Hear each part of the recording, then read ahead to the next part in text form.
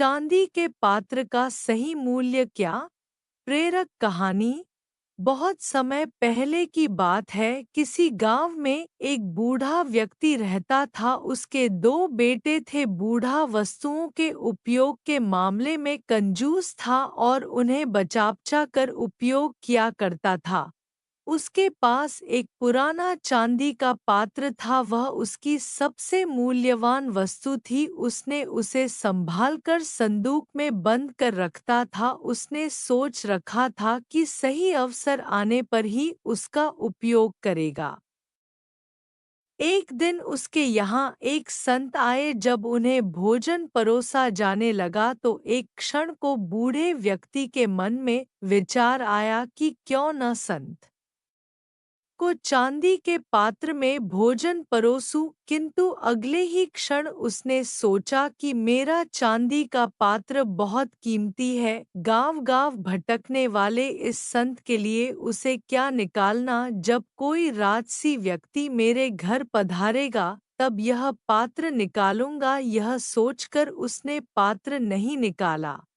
कुछ दिनों बाद उसके घर राजा का मंत्री भोजन करने आया। उस समय भी बूढ़े व्यक्ति ने सोचा कि चांदी का पात्र निकाल लूं। किंतु फिर उसे लगा कि ये तो राजा का मंत्री है। जब राजा स्वयं मेरे घर भोजन करने पधारेंगे तब अपना कीमती पात्र निकालूंगा।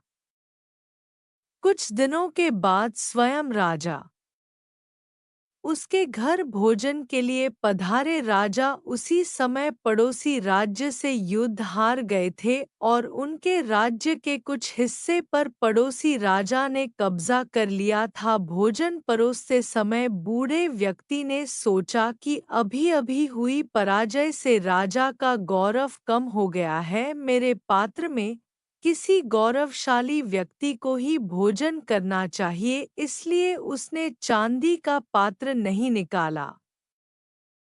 इस तरह उसका पात्र बिना उपयोग के पड़ा रहा। एक दिन बूढ़े व्यक्ति की मृत्यु हो गई। उसकी मृत्यु के बाद उसके बेटे ने उसका संदूक खोला। उसमें उसे काला पड़ चुका चांदी का पात्र मिला। उसने वह पात्र अपनी पत्नी को दिखाया और पूछा, इसका क्या करें?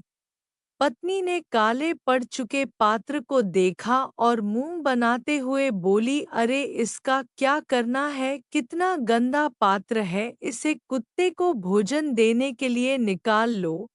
उस दिन के बाद से घर का पालतू कुत्ता उस चांदी के पात्र में भोजन करने लगा जिस पात्र को बूढ़े व्यक्ति ने जीवन भर किसी विशेष व्यक्ति के लिए संभाल कर रखा।